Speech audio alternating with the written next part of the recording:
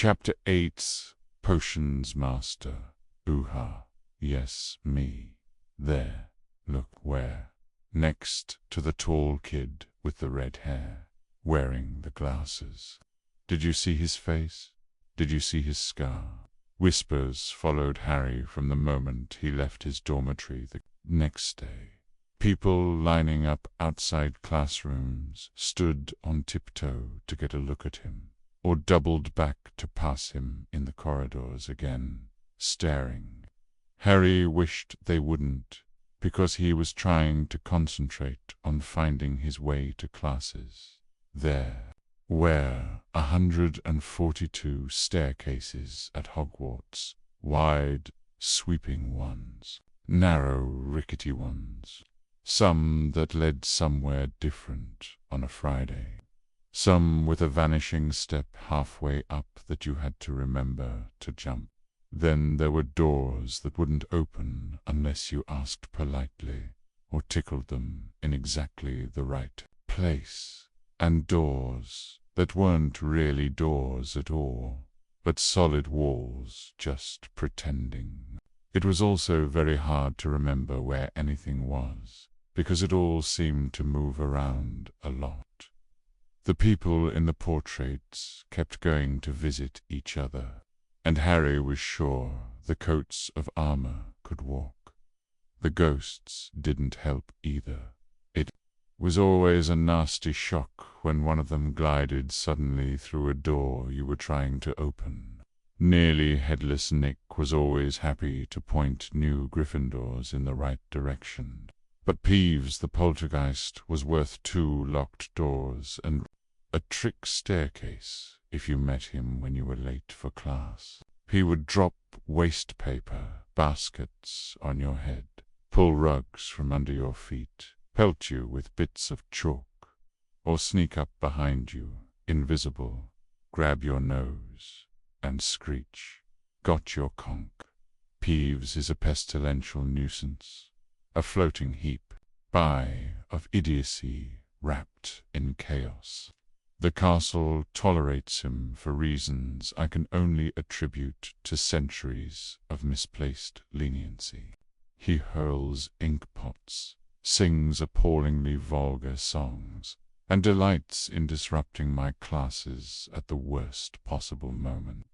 If the bloody Baron were less lazy, perhaps he'd drag the poltergeist into the dungeons and chain him to a wall, where he belongs even worse than Peeves, if that was possible, was the caretaker.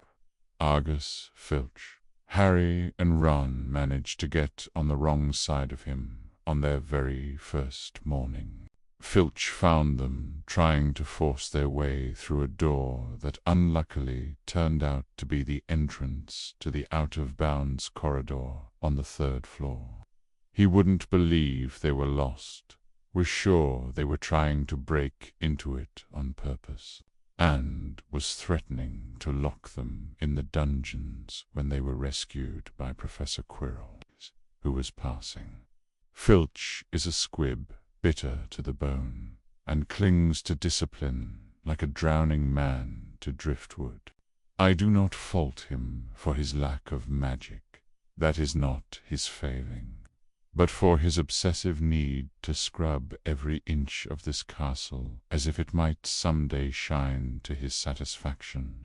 He roams the corridors with that mangy cat, Miss Norris, muttering about chains and punishments, as if we lived in the dungeons of Nurmengard. Still, he has his uses.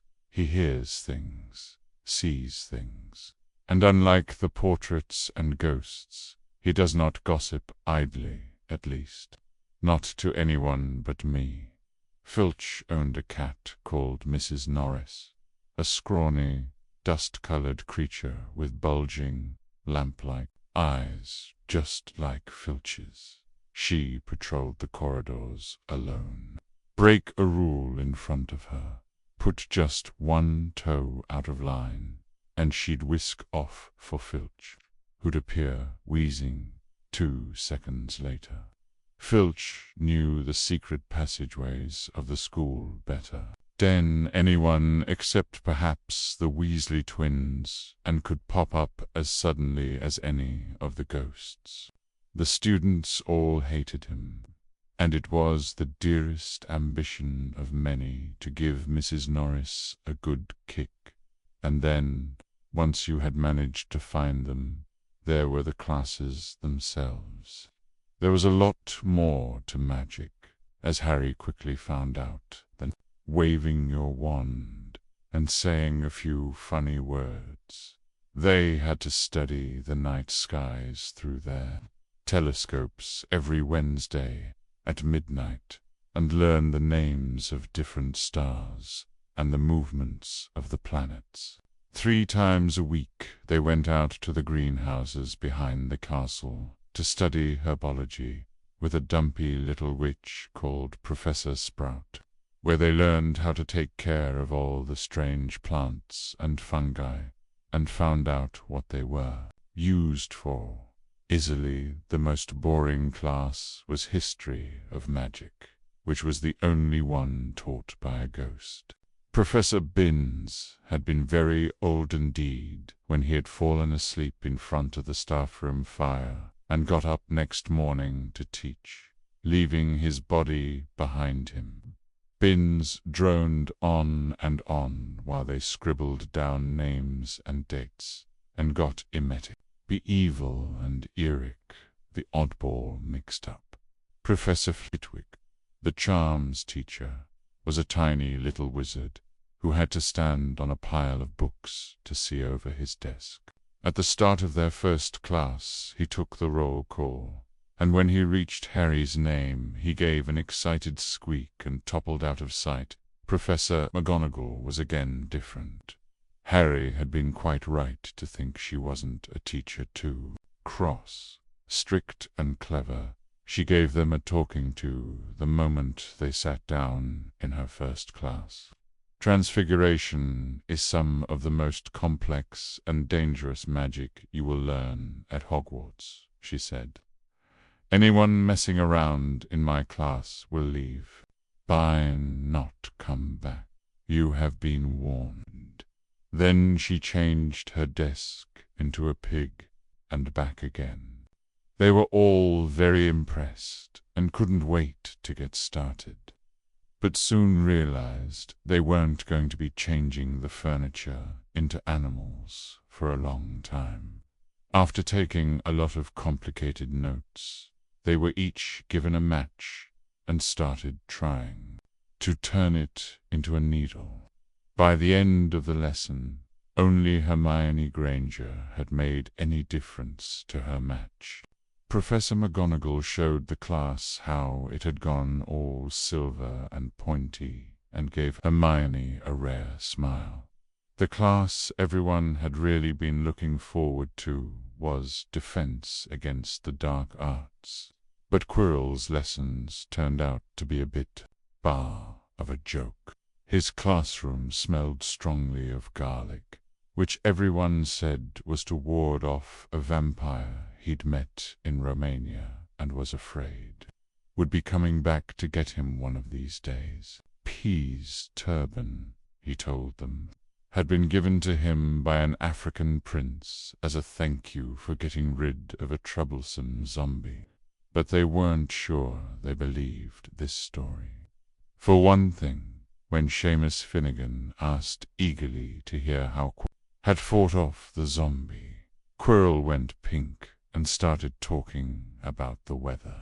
For another, they had noticed that a funny smell hung around the turban, and the Weasley twins insisted that it was stuffed full of garlic as well, so that Quirrell was protected wherever he went. Harry was very relieved to find out that he wasn't miles behind everyone else. Lots of people had come from Muggle families and, like him, hadn't had any idea that they were witches and wizards. There was so much to learn that even people like Ron didn't have much of a head start. Friday was an important day for Harry and Ron. They finally managed to find their way down to the Great Hall for breakfast, without getting lost once. "What have we got today?" Harry asked Ron as he poured sugar on his porridge. "Double potions with the Slytherins," said Ron, "Snape's head of Slytherin house. They say he always favors them. We'll be able to see if it's true." "Wish McGonagall favored us," said Harry. Professor McGonagall was head of Gryffindor house, but it hadn't stopped her from giving them a huge pile of homework the day before. Just then, the mail arrived. Harry had gotten used to this by now, but it had given him a bit of a shock on the first morning, when about 100 owls had suddenly streamed into the great hall during breakfast, circling the tables until they saw their owners, and dropping letters and packages onto their laps. Hedwig hadn't brought Harry anything so far. She sometimes flew in to nibble his ear and have a bit of toast before going off to sleep in the owlery with the other school owls. This morning, however, she fluttered down between the marmalade and the sugar bowl and dropped a note onto Harry's plate. Harry tore it open at once. It said, in a very untidy scrawl, "Dear Harry, I know you get Friday afternoons off, so would you like to come and have a cup of tea with me around 3? I want to hear all about your first week. Send us an answer back with Hedwig Hagrid's borrowed." Ron's quill scribbled, "Yes, please. See you later," on the back of the note, and sent Hedwig off again. It was lucky that Harry had tea with Hagrid to look forward to, because the potions lesson turned out to be the worst thing that had happened to him so far. At the start-of-term banquet, Harry had gotten the idea that Professor Snape disliked him. By the end of the first potions lesson, he knew he'd been wrong. Snape didn't dislike Harry. He hated him. Potions lessons took place down in one of the dungeons. It was colder here than up in the main castle, and would have been quite creepy enough without the pickled animals floating in glass jars all around the walls. Snape, like Flitwick, started the class by taking the roll call, and like Flitwick, he paused at Harry's name. "Ah, yes," he said softly. "Harry Potter, our new celebrity." Draco Malfoy and his friends, Crabbe and Goyle, sniggered behind their hands. Snape finished calling the names and looked up at the class. His eyes were black like Hagrid's, but they had none of Hagrid's warmth. They were cold and empty and made you think of dark tunnels. "You are here to learn the subtle science and exact art of potion-making," he began. He spoke in barely more than a whisper, but they caught every word, like Professor McGonagall. Snape had the gift of keeping a class silent without effort. "As there is little foolish wand-waving here, many of you will hardly believe this is magic.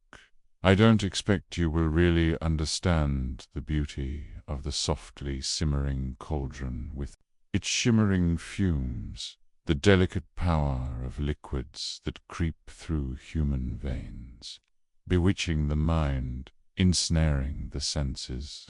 I can teach you how to bottle fame, brew glory, even stopper death, if you aren't as big a bunch of dunderheads as I usually have to teach."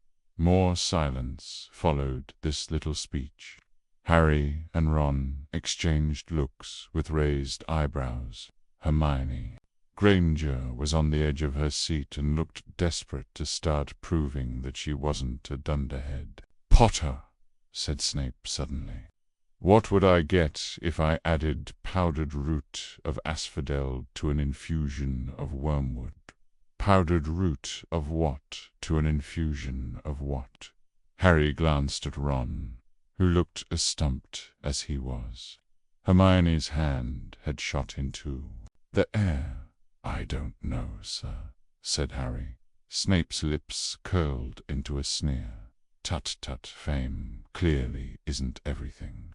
Yes, he is not living up to his mother's reputation and wearing that James Potter face. I can't help." He ignored Hermione, panned, "I don't care what she say, let's try again. Potter, where would you look if I told you to find me a bezoar?" Hermione stretched her hand as high into the air as it would go without her leaving her seat. But Harry didn't have the faintest idea what a bezoar was. He tried not to look at Malfoy, Crabbe, and Goyle, who were shaking with laughter. "I don't know. Sit. Thought you wouldn't open a book before coming, a Potter." Harry forced himself to keep looking straight into those cold eyes. He had looked through his books at the Dursleys, but did Snape expect him to remember everything in 1,000 magical herbs and fungi?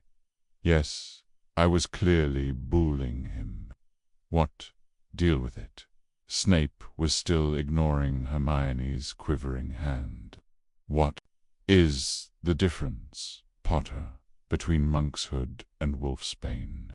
At this, Hermione stood up, her hand stretching toward the dungeon ceiling. "I don't know," said Harry quietly. "I think Hermione does. Though, why don't you try her?" A few people laughed. Harry caught Seamus's eye, and Seamus winked. Snape, however, was not pleased. "Sit down," he snapped at Hermione. "For your information, Potter, asphodel and wormwood make a sleeping potion so powerful it is known as the draught of living death. A bezoar is a stone taken from the stomach of a goat, and it will save you from most poisons. As for monkshood and wolfsbane, they are the same plant, which also goes by the name of aconite. Well, why aren't you all copying that down?" There was a sudden rummaging for quills and parchment.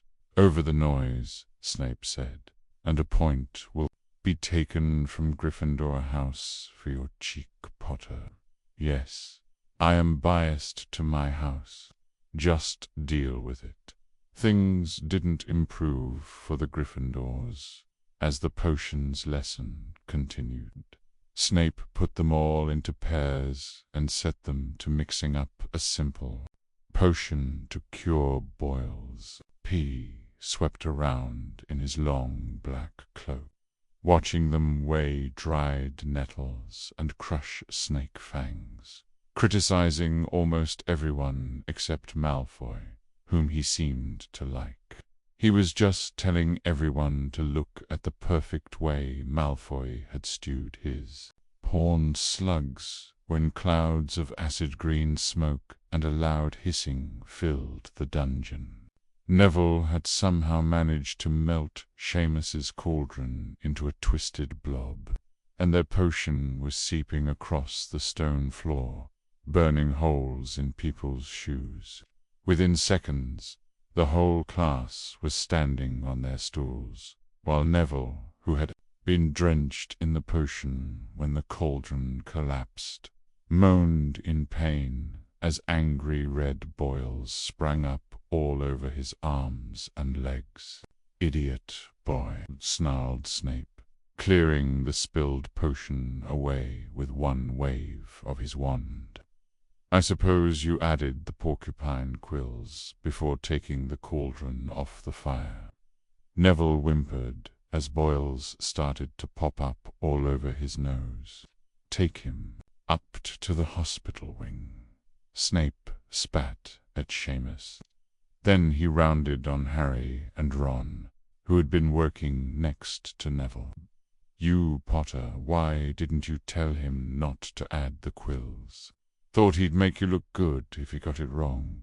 Did you? That's another point you've lost for Gryffindor." This was so unfair that Harry opened his mouth to argue, but Ron kicked him behind their cauldron.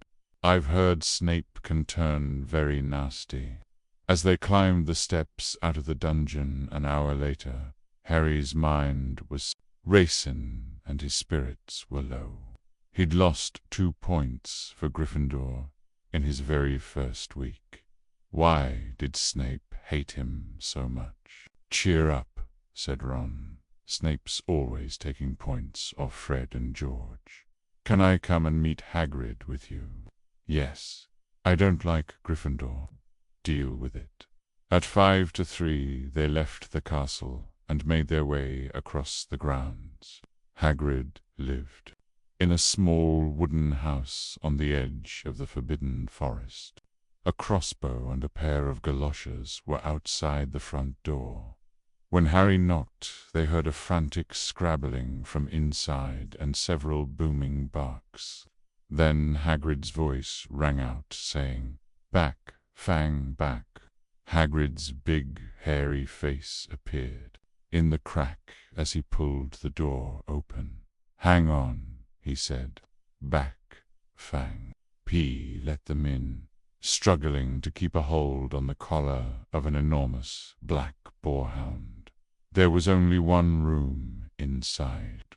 Hams and pheasants were hanging from the ceiling. A copper kettle was boiling on the open fire, and in the corner stood a massive bed with a patchwork quilt over it. "Make yourselves at home," said Hagrid, letting go of Fang, who bounded straight at Ron and started licking his ears. Like Hagrid, Fang was clearly not as fierce as he looked. "This is Ron," Harry told Hagrid, who was pouring boiling water into a large teapot and putting rock cakes onto a plate. "Another Weasley, eh?" said Hagrid, glancing at Ron's freckles. "I spent half me life chasing your twin brothers away from the forest." The rock cakes were shapeless lumps with raisins that almost broke their teeth. But Harry and Ron pretended to be enjoying them as they told Hagrid all about their first lessons. Fang rested his head on Harry's knee and drooled all over his robes. Harry and Ron were delighted to hear Hagrid call Fitch that old git, and as for that cat, Mrs. Norris, "I'd like to introduce her to Fang sometime." "Dear no. Every time I go up to the school, she follows me everywhere. Part can't get rid of her. Fitch puts her up to it." Harry told Hagrid about Snape's lesson. Hagrid, like Ron, told Harry not to worry about it, that Snape liked hardly any of the students. "But he seemed to really hate me." "Rubbish," said Hagrid. "Why should he?" Yet Harry couldn't help thinking that Hagrid didn't quite meet his eyes when he said that. "How's your brother Charlie?" Hagrid asked Ron. "I liked him a lot. Great with animals." Harry wondered if Hagrid had changed the subject on purpose. While Ron told Hagrid all about Charlie's work with dragons, Harry picked up a piece of paper that was lying on the table under the tea cozy. It was a cutting from the Daily Prophet. Gringotts break-in latest investigations continue into the break-in at Gringotts on the 31st of July. Widely believed to be the work of dark wizards or witches, unknown, Gringotts. Goblins today insisted that nothing had been taken. The vault that was searched had, in fact, been emptied the same day. But we're not telling you what was in there. So keep your noses out if you know what's good for you, said a Gringotts spokesgoblin this afternoon. Harry remembered Ron telling him on the train that someone had tried to rob Gringotts, but Ron hadn't mentioned the date. "Hagrid," said Harry, "that Gringotts break-in happened on my birthday. It might have been happening while we were there." There was no doubt about it. Hagrid definitely didn't meet Harry's eyes this time. He grunted and offered him another rock. Cake. Harry read the story again. The vault that was searched had, in fact, been emptied earlier that same day. Hagrid had emptied Vault 713, if you could call it emptying, taking out that grubby little package. Had that been what the thieves were looking for? As Harry and Ron walked back to the castle for dinner, their pockets weighed down with rock cakes they'd been too polite to refuse, Harry thought that none of the lessons he'd had so far had given him as much to think about as tea with Hagrid. Had Hagrid collected that package just in time? Where was it now? And did Hagrid know something about Snape that he didn't want to tell Harry?